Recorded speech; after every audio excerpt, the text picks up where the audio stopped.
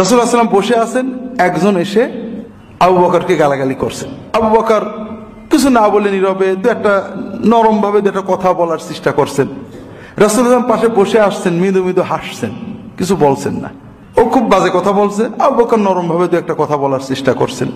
এখন বেশ কিছু সময় কিছু কথার মানুষ তো একটু রাগে, আবু বকর কিছু কথার প্রতিবাদ করেছেন, সব কথার না, তুমি ঠিক বলনি, বেশ কড়া ভাবে একটু রেগে কথা বলেছেন।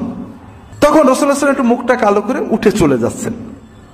আবু বকর খেয়াল করেছে, রাগ বাদ দিয়ে তাড়াতাড়ি, ইয়া রাসূলুল্লাহ, আপনি এতক্ষণ বসে বসে আমার গালি দেওয়া শুনলেন, আর এখন আমি একটু কিছু বললাম আপনি উঠে চলে যাচ্ছেন, ব্যাপারটা কি? রাসূলুল্লাহ সাল্লাল্লাহু আলাইহি ওয়াসাল্লাম বললেন, ইয়া আবু বকর, ও যখন তোমাকে গালি দিচ্ছিল, বাজে কথা বলছিল, ভিত্তিহীন কথা বলছিল, আর তুমি নরম হয়ে তার কথাগুলো শুনছিলে, কিছু কথাগুলো আদবের সাথে কাটানোর চেষ্টা করছিলে, তখন আমি দেখছিলাম আল্লাহর পক্ষ থেকে ফেরেশতারা তোমার পক্ষ থেকে ওকে গালি দিচ্ছিল, তোমার পক্ষ তোমার জন্য দোয়া করছিল। কিন্তু তুমি যখন ওর কথায় রেগে যেয়ে গালি দিতে, রাগ করতে শুরু করলে, তখন ওই ফেরেশতারা চলে গেল।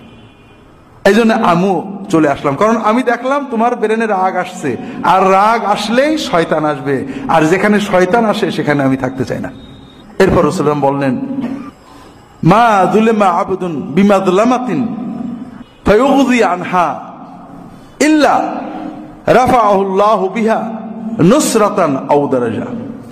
যখন কোনো মানুষকে জুলুম করা হয়, গালি দেওয়া হয়, বাজে কথা বলা হয়, মিথ্যা অপবাদ দেওয়া হয়, সে সবর করে, এড়িয়ে যায়, আল্লাহ তাআলা এই সবরের কারণে তার মর্যাদা আল্লাহর পক্ষ থেকে তার সাহায্য বৃদ্ধি করে দেন। আবু বকর রাদিয়াল্লাহু তাআলা আনহু রাসূলুল্লাহ সাল্লাল্লাহু আলাইহি ওয়াসাল্লাম কি শিক্ষা দিয়েছেন, কিভাবে আমাদের জীবন গড়তে বলেছেন, আজগবি কথা নয়। আমার বড় কষ্ট লাগে যে আমরা অনেক ইসলাম করি, কিন্তু আমাদের ইসলামটা খণ্ডিত। মসজিদের ভিতরে মুসলমান, বাইরে গেলে আমরা আবু জেহেল আর আমার ভিতরে কোনো পার্থক্য নেই। আমি অন্যদের কথা বলছি না ভাই, আমরা যারা মসজিদে আসি, নিয়মিত নামাজ কালাম আদায় করি, তাদের কথা বলছি। রাসূলুল্লাহ সাল্লাল্লাহু আলাইহি ওয়াসাল্লামের ইসলাম ছিল জীবনের সব সময় মসজিদের যে ইসলাম, তোমার মানুষ ঝগড়া করার সময় সেই একই ইসলামই থাকবে, ইসলাম আলাদা হবে না। মসজিদে গেলে নামাজে দাঁড়িয়ে শুধু নবীর শিখানো কথাগুলো বলবে, আর ঝগড়ার সময় যা ইচ্ছা বলবে না, এরকম ইসলাম না।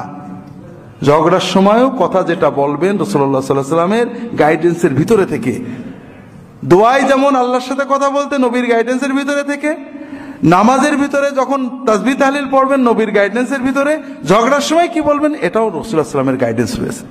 এবং এটা কোনো আজ